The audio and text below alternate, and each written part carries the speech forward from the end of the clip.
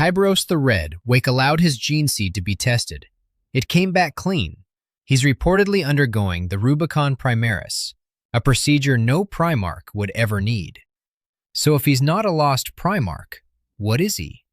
The Carcharodons Astra operate from a region of space the Imperium calls the Outer Dark, beyond the reach of the Astronomican, beyond the range of Imperial supply lines, beyond the administrative territory of any recognized sector governor. They surface to conduct the Red Tithe, arriving at worlds unannounced, conscripting populations, bleeding whatever they need from whoever they find, then disappearing back into the void. Their chapter master holds the title Shade Lord. He commands the elite First Company, the Red Brethren, from the battle barge Nicor. Nicor is the Old English word for a water monster. The chapter calls itself the Space Sharks. These aren't accident names. Official lore identifies this chapter master as Tyberos the Red Wake, Reaper Lord of the Void. What official lore does not identify is his progenitor Primarch, his chapter's founding date, or any origin narrative connecting the Carcharodons to the standard Adeptus Astartes institutional framework. Forge World's rules list their progenitor as unknown. The fandom wiki states it directly. Nobody knows what Primarch's gene seed led to the creation of the Carcharodons. Opportunities to study the organs involved have been limited. Their purity documentation is sparse. Their history is sparse. Their physical profile isn't. Tyberos is described in official sources as a giant even among the Astartes. Space Marines in armor stand between 7 and 8 feet tall and weigh over 1,000 pounds. The phrase giant even among the Astartes isn't imprecise. It's a documented physical anomaly, a figure who exceeds the baseline of an already superhuman soldier type by enough that multiple independent sources note it explicitly. The lore doesn't supply exact measurements, but the gap is substantial enough to register as unremarkable in academic terms and remarkable in every practical one. That combination, unknown origin, unknown progenitor, extreme physical profile, operational exile in unmapped space, is what produced the Lost Primarch theory. The theory has circulated in the community long enough to develop its own internal architecture of supporting arguments. It deserves a serious examination. What it hasn't received is a serious examination of the two pieces of biological evidence that most directly test whether it holds: the gene seed test and the Rubicon.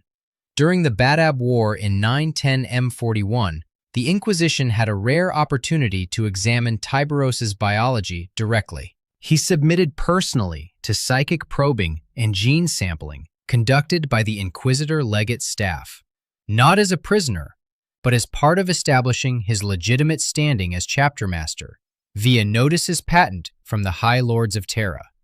The procedure was administrative. The biology it examined was anything but. What the gene sampling found depends on which account you trust, and this isn't a trivial caveat.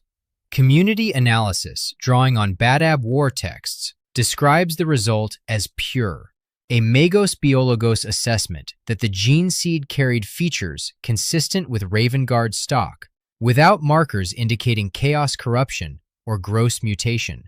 The key word in those accounts is pure, not anomalous, not beyond standard Astartes parameters. Pure.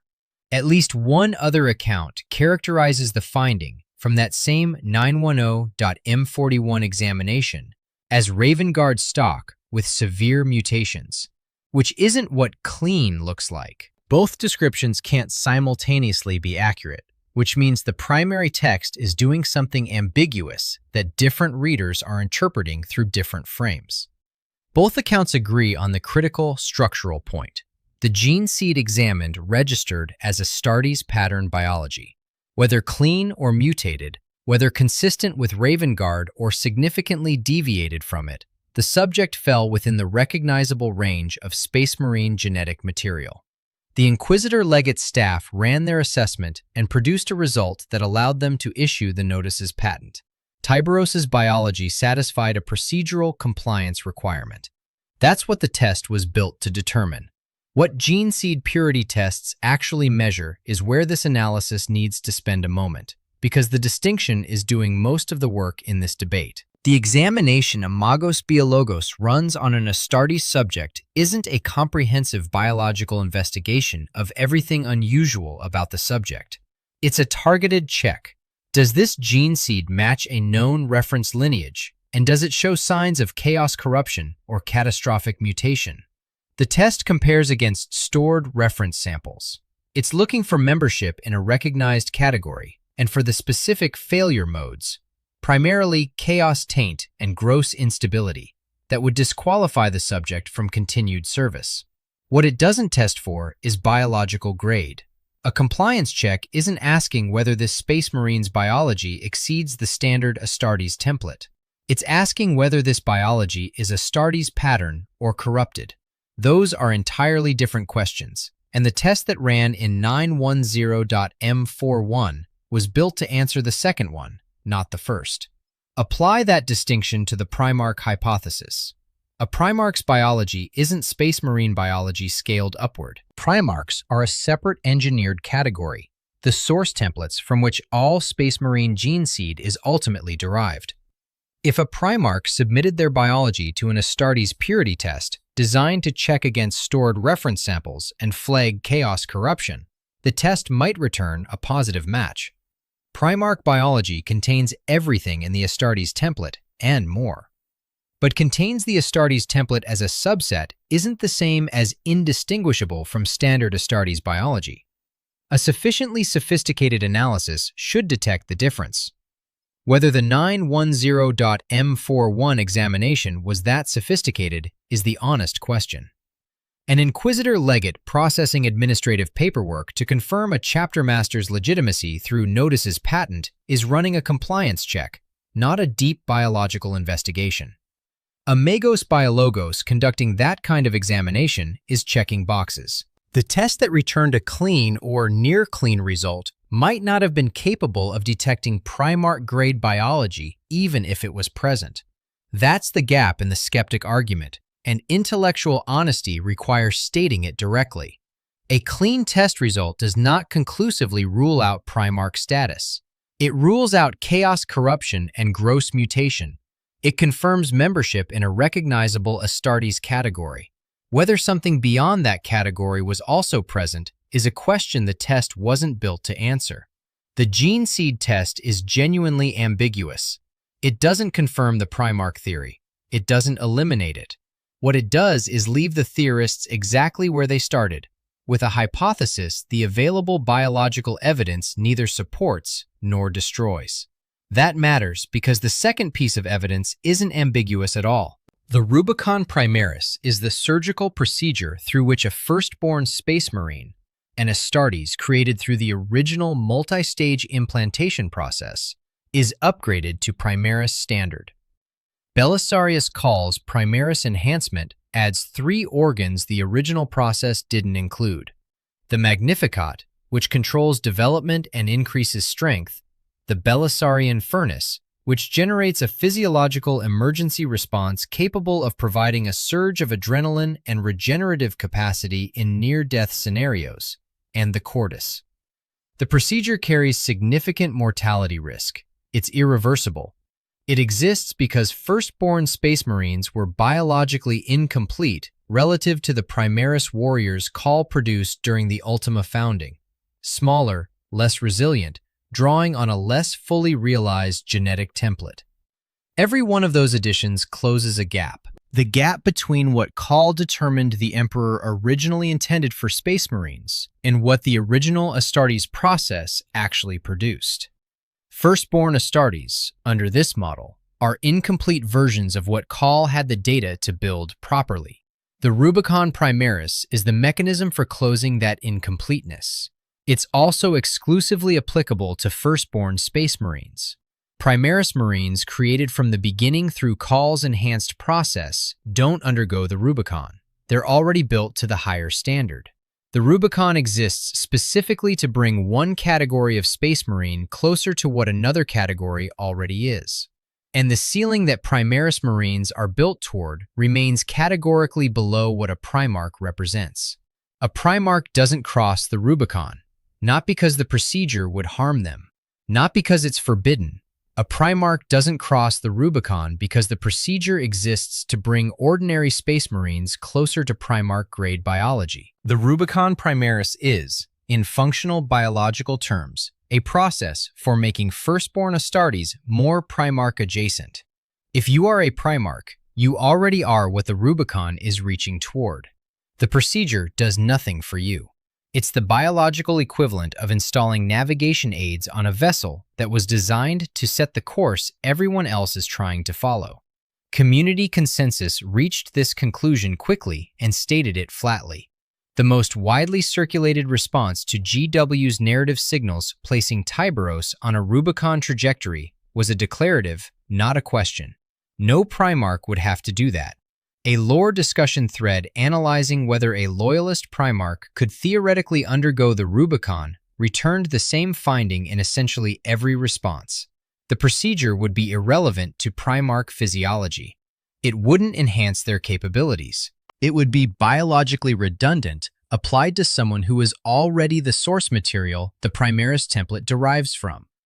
The evidence available for Tyberos crossing the Rubicon sits, as of this analysis, in YouTube content from GW's own narrative pipeline and in community documentation of the storyline moving in this direction, not in a single confirmed codex passage or named novel text. That caveat matters for how the claim is cited. It matters less for the logical argument, because the logical argument isn't about whether the procedure has been completed. It's about why GW chose to write the character toward it at all. GW positioned Tyberos, a character who generates more lost Primarch speculation than almost any other figure in the game, on a narrative trajectory toward a procedure that would be biologically meaningless for a Primarch. That's a narrative decision. Tyberos was reportedly severely injured in combat leading up to this storyline, with his armor described as shattered. GW had alternatives. They could have killed him, interred him in a dreadnought chassis, written him into a recovery arc that didn't require a specific biological procedure. They chose the Rubicon. If the writers believed or intended Tyberos to be a Primarch, or if they intended the ambiguity to remain genuinely open, positioning him for a procedure designed to close the gap between ordinary Space Marines and Primarch-adjacent biology is an extraordinary internal inconsistency. Games Workshop is rarely incoherent by accident at the level of narrative mechanics. Two readings are available. Either GW made a significant oversight in the lore they're writing for one of their most speculated about characters, or, through the Rubicon storyline, they are communicating something in the language of narrative mechanics rather than direct text. The more parsimonious reading is signal, not error. The signal doesn't eliminate the Primarch theory. The hypothesis rests on anomalies that survive the gene seed test and the Rubicon argument without fully collapsing. Tyberos is physically larger than any confirmed living Space Marine. That's not community exaggeration. Official texts document it. The physical discrepancy between him and his Red Brethren is substantial enough to note explicitly, and the Red Brethren are themselves elite Terminator-equipped veterans of the chapter's first company. Being a giant among them isn't a marginal distinction. His chapter displays markers of extreme age, antiquated equipment, archaic speech forms, operational doctrines that don't map cleanly onto any codex-derived chapter structure.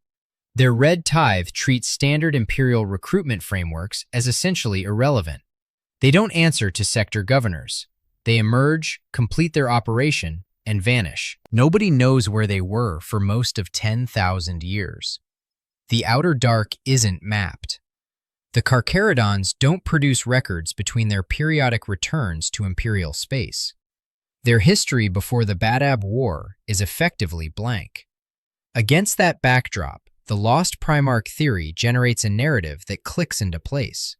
One of the erased figures of the 2nd or 11th Legions survived in the Outer Dark, leading forces built from remnant Legion elements or around his gene seed specifically. The chapter would be ancient. Their origin would be suppressed. The Primarch would be hidden by necessity or design. Every anomalous data point has a clean explanation if you place a Primarch at the center. The problem is that clean explanations don't constitute evidence. They constitute coherence. The Primarch theory is coherent. It isn't supported. And the exile that theorists treat as its strongest structural argument carries a counterexample that the hypothesis struggles to navigate. The Emperor kept Angron. Angron was a Primarch so psychologically damaged by the Butcher's nails, cranial implants generating escalating neurological feedback, that combat was the only temporary relief from constant pain. The Emperor had forcibly extracted him from the battlefield at Nuceria, where Angron was fighting to his death alongside his gladiatorial companions, an act Angron experienced as betrayal and never stopped communicating. He was bitter, volatile, and openly hostile to the Emperor's authority in ways that fed directly into the collapse that followed. The Emperor kept him anyway, placed him in command of the World Eaters, absorbed the operational and political costs of managing a Primarch who was, by any reasonable assessment, more liability than asset, because a Primarch's strategic value was high enough that exile wasn't a rational management response. You contain a problematic Primarch. You weaponize him towards something. You manage the damage he generates while extracting the value he represents. You don't send him somewhere so remote that the Astronomican can't reach him. The Outer Dark isn't a containment facility. It's a disposal site for things the Imperium officially doesn't want to acknowledge exist. If Tyberos were a Primarch, the documented behavioral pattern of Imperial handling for difficult Primarchs suggests he would be kept, leashed, and pointed at problems, not exiled beyond the administrative reach of every institution in the Imperium. The exile is a better fit for a different kind of secret, not a valuable asset being managed, but information being buried.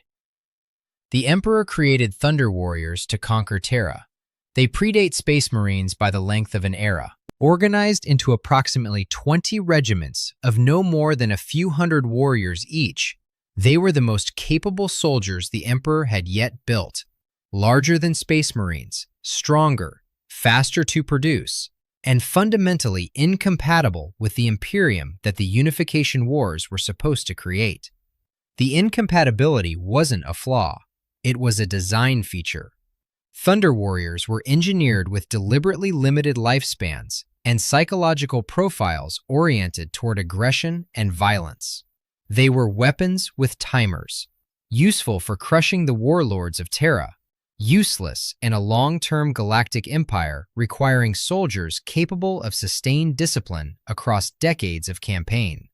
Once the Unification Wars concluded and the Great Crusade began, they had served their purpose. What the Emperor couldn't allow was a population of beings capable of killing Space Marines at a 4-to-5-to-1 ratio, walking around the emerging Imperium as free agents, with institutional memory of what they'd been promised and knowledge of exactly how they'd been built. The official Imperial record states they died in glorious battle at Mount Ararat. That's the Administratum's version. The real record, preserved in lore outside the official Imperial chronicles, establishes the actual end of the Thunder Warriors as systematic extermination, not battlefield death, culling.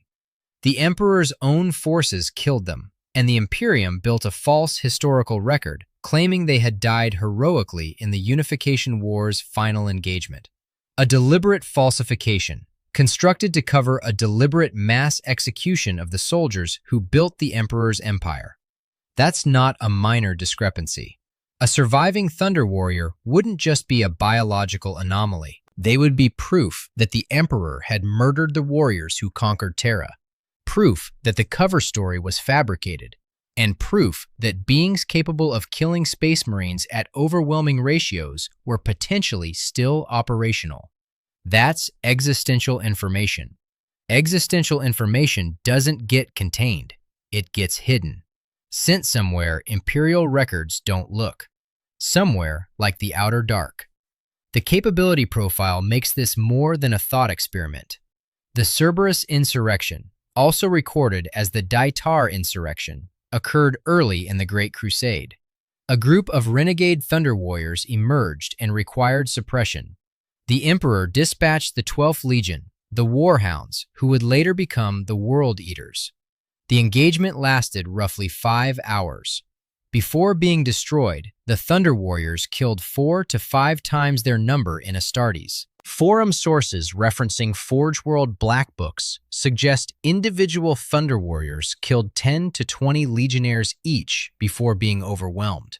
Those numbers establish something precise, a capability ceiling for Thunder Warriors that sits substantially above Space Marine performance and substantially below Primarch performance. A Primarch doesn't get killed by Space Marines in a 5-hour engagement. Thunder Warriors did. But killing 4 to 5 Astartes per warrior, possibly 10 to 20 per warrior in individual engagements, is performance that would register as dramatically anomalous against any standard Space Marine baseline. It's also performance that a gene seed purity test isn't designed to detect. The test checks gene seed against reference samples. It doesn't ask how the subject got so large. Eric Tyrannus, also known as Babu Dakal, is the proof of concept. Multiple lore sources confirm his survival explicitly. Graham McNeil's novel, The Outcast Dead, is the primary text. Tyrannus had absorbed enough of the Emperor's techniques to attempt building replacement forces. He had identified the deliberate genetic flaw engineered into all Thunder Warriors, the lifespan limitation, and was actively working to circumvent it. He survived the Emperor's cull. He survived into the Horus Heresy era. His existence establishes 3 things canonically. Thunder Warriors could survive the extermination order, the biological degradation problem could theoretically be managed, and the Emperor's culling wasn't perfectly executed. One confirmed survivor means the category of surviving Thunder Warrior past the Unification Wars isn't a theoretical fabrication. It happened. Now apply the surviving Thunder Warrior framework to Tyberos, a figure physically larger than any confirmed living Space Marine, commanding a chapter from the Outer Dark, whose chapter's progenitor is officially unknown and founding documentation officially absent, who submitted to a gene seed test in 910.M41 that returned a result placing him within recognizable Astartes biological territory, contested in its precise characterization, but falling within the range the test was built to assess, who is now reportedly on a narrative trajectory toward a surgical procedure designed to bring ordinary Space Marines closer to a biological standard that predates and exceeds the standard Space Marine template. A Thunder Warriors gene seed wouldn't be Space Marine gene seed. Thunder Warriors predate the Space Marine template. But the Emperor's engineering work in creating Thunder Warriors fed directly into the genetic research that eventually produced the Primarchs, and through them, the Space Marine template. The biological lineage runs from Thunder Warriors through the Primarch project, through the Astartes, not as direct descent, but as a shared design language. A Thunder Warrior's gene seed, examined by a Magos Biologos checking for chaos corruption and comparing against Astartes reference samples, might return a result that falls within the range of recognizable Astartes-adjacent biology, particularly if the chapter's institutional documentation was constructed to direct the examination toward a compliant result, particularly if the test was administrative rather than investigative. The Badab War examination was administrative. Its goal was notices patent. The 910.M41 gene sampling was a compliance check run by an Inquisitor legate processing legitimate documentation for a chapter master's standing, not a deep investigation into whether the subject's biology predated the Space Marine template by 30,000 years. The Rubicon trajectory then becomes the most analytically interesting data point in the entire dossier. If Tyberos' biology predates and diverges from the standard Astartes template, not Primarch grade, but older than Primaris standard, running on biological infrastructure from before Call's enhancements existed, then Primaris modifications applied in modified form might actually do something to that biology. Not what they do to a standard firstborn Astartes, something different.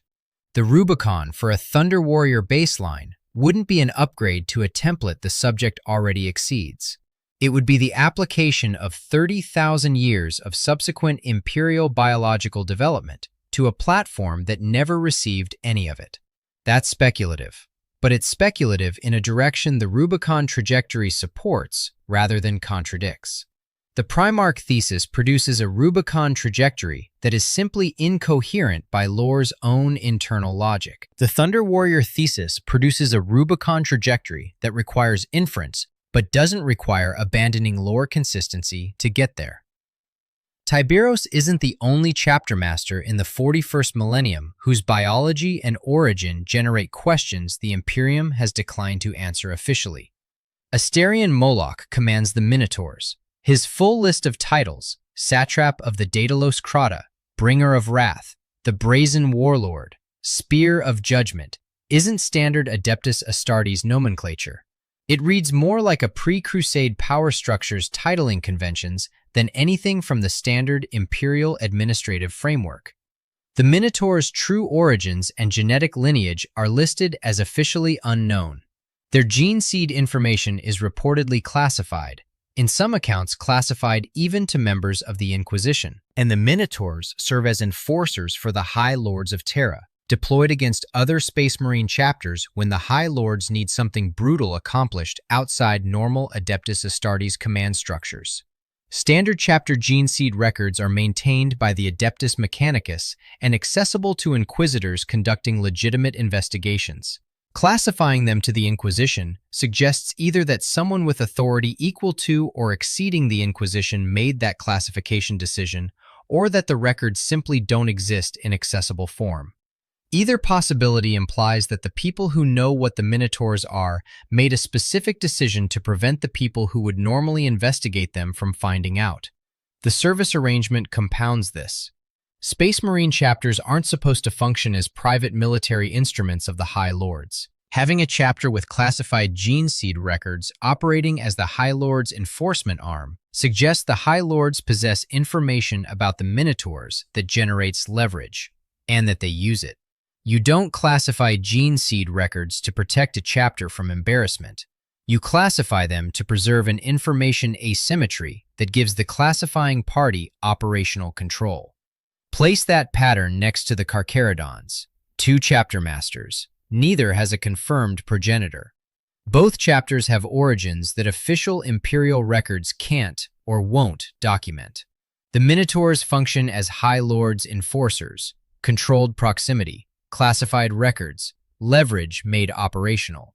The Carcharodons operate from the outer dark, maximal distance, no administrative oversight, plausible deniability that they exist at all. 2 management strategies. One keeps the anomalous chapter where it can be aimed. The other puts it somewhere too remote for the question of what it is to ever be officially raised. Both strategies produce a chapter with no confirmed progenitor, no standard founding documentation, and a chapter master whose physical profile generates persistent speculation. The Minotaurs Moloch, clad in ancient Tartaros pattern Terminator armor, and the Carcharodons Tyberos, described as a giant even among the Astartes. Different individuals, different chapters, the same structural gap in their origin documentation, and the same institutional arrangements that only make sense if someone in the Imperium's highest tier knows what they actually are. If both figures represent the same underlying biological category, whether surviving Thunder Warriors, chapters built around Thunder Warrior-derived biology, or some other pre-standard template engineering project maintained in hidden operational status, the pattern is more significant than either individual case. A system with 2 data points is harder to dismiss as coincidence than a single anomaly. 2 anomalous figures, differently managed by the same political body, suggests deliberate architecture rather than organic institutional accident. The architects of that architecture, if it exists, would be the people holding the information, the High Lords of Terra, who keep one chapter close enough to direct and appear to have sent the other somewhere close enough to the edge of known space that direct oversight becomes impossible. Both arrangements are more consistent with managing a forbidden biological category across 10 millennia than with concealing a single Primarch.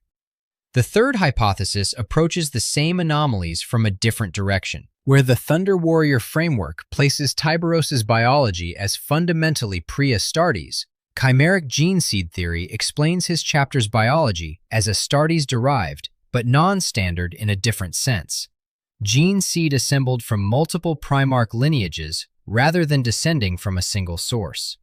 Community analysis from Bolter and Chainsword and related forums has argued for years that the Carcharodons gene seed is chimeric, a blend of Ravengard, Night Lords, and possibly World Eaters' genetic material combined into a single construct.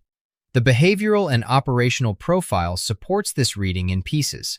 Void-based operational doctrine and stealth orientation map onto Ravengard. Predatory psychological aggression and fear-based tactics read as Night Lords. Raw physical intensity and melee orientation carries World Eaters characteristics. There is also lore indicating that Deathwatch personnel recovering a dead Carcharodon Marine found gene seed carrying clear Ravengard DNA markers, consistent with a chimeric construct in which the Ravengard component is dominant enough to register as the primary lineage on a standard reference comparison. A chimeric construct explains the 910.m41 test result more cleanly than either the pure Thunder Warrior or pure Primarch hypotheses. Dominant Ravengard components in a chimeric construct would match the Ravengard reference sample closely enough to satisfy a compliance check, consistent with the pure or Ravengard stock characterizations that some accounts of the test report. The severe mutations reading also fits. A chimeric construct isn't a clean derivative of any single lineage, so compared against a pure Ravengard reference, it would show significant deviation. Both descriptions are simultaneously possible if the gene seed is chimeric, because pure in the sense of uncorrupted and mutated in the sense of non-standard from a reference lineage aren't mutually exclusive findings. The institutional positioning has an explanation under this hypothesis too. If the Carcharodons incorporate Night Lord's genetic material from a traitor legion, acknowledging their progenitor would require acknowledging that the Imperium deliberately maintained an active operational chapter built partly on chaos-adjacent gene seed. That secret is worth keeping, worth classifying, worth exiling a chapter to the outer dark to maintain. The official position, progenitor unknown, is the only position that doesn't require explaining a Night Lord's component to anyone with the authority to act on that information. The chimeric theory's weakness is the size anomaly. Ravengard successors don't typically produce individuals who are giants even among Space Marines. Night Lord's successors don't either. If a chimeric construct replicates the behavioral and operational profile of its component lineages, it should broadly replicate the physical profile. And none of the proposed Astartes lineage components are associated with the extreme physical development that Tyberos represents. Standard Astartes chimeric gene seed, even blended from multiple Primarch sources, would still produce results within the standard Astartes physical range. This is where the chimeric and Thunder Warrior hypotheses might be complementary rather than competing. A chimeric gene seed constructed from Astartes lineages, carrying Ravengard markers as the dominant recognizable component, built on a physical template drawing from pre-Astartes Thunder Warrior biology, would produce both the Astartes recognizable gene seed that a purity test returns and the extreme physical development that Astartes only chimeric gene seed can't account for. The gene seed reads as Astartes. The body it produces doesn't. Neither hypothesis is confirmed canon. The chimeric theory has more explicit textual support in the available sources. The Ravengard connection appears in multiple accounts. The Thunder Warrior framework explains the totality of the evidence more comprehensively, particularly the physical anomaly and the narrative logic of the Rubicon trajectory. Both are lore-consistent alternatives to the Primarch theory. Either one explains what the Primarch theory doesn't, why the biology returned a result in the Astartes range rather than something beyond it, and why GW is writing the character toward a procedure designed to upgrade ordinary Space Marines rather than toward a storyline that would fit a being who was already beyond that upgrade ceiling before the procedure was invented. The evidence, arranged carefully, points away from Primarch status toward one of two alternatives: Thunder Warrior origin, Chimeric gene seed, or most plausibly, some combination of both. The gene seed test in 910.m41 confirmed that Tyberos' biology falls within recognizable Astartes territory. It didn't confirm Primarch-grade biology. Whether the result was pure or mutated, and the available accounts disagree, the procedure found a subject whose gene seed satisfied an Astartes compliance check. That narrows the field without closing it. A Primarch's biology could theoretically satisfy such a check, but the test was built for compliance, not biological grading, and it can't answer the question the Primarch theory needs it to answer. The Rubicon trajectory is the sharper argument. GW chose to position Tyberos toward a procedure that exists to close the gap between ordinary Space Marines and Primarch-adjacent biology. A Primarch doesn't need that procedure. A Primarch is what the procedure is reaching toward. GW's narrative choice either represents a significant internal consistency failure or a deliberate signal delivered in the language of lore mechanics. The community read it immediately and stated it clearly. No Primarch would have to do that. The Thunder Warrior framework provides what the Primarch theory can't: confirmed precedent in established canon. Eric Tyrannus survived the Emperor's Call and continued surviving into the Horus Heresy era. The Cerberus insurrection established that Thunder Warriors killed 4 to 5 Space Marines per warrior before being destroyed. Above Astartes performance, below Primarch performance, exactly the capability band that fits what the available descriptions of Tyberos suggest. The Emperor built a false historical record at Mount Ararat. Every component for a surviving Thunder Warrior in hidden operational status already exists in lore, without requiring any inference beyond what's established. Moloch compounds the pattern.